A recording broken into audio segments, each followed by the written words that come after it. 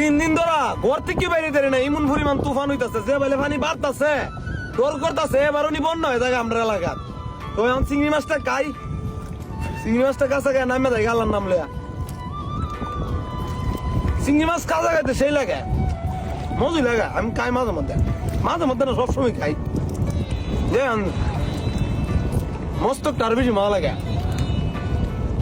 সুঙ্গা কিছু না আছে, অনেক পানি বাইরে যাইতেছে গা, বন্ধ হইব মনে হয় বছর। সুঙ্গারি তুললে আর নাকাত ভরলে বাদ যাবো গা, দিদি সুঙ্গা তুলে কিছু নি লাগছে মাছ টাছ।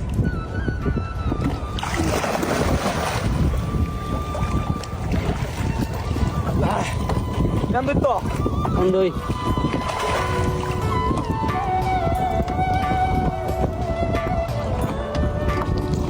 বাতাস কি রে বাবা রে বাবা।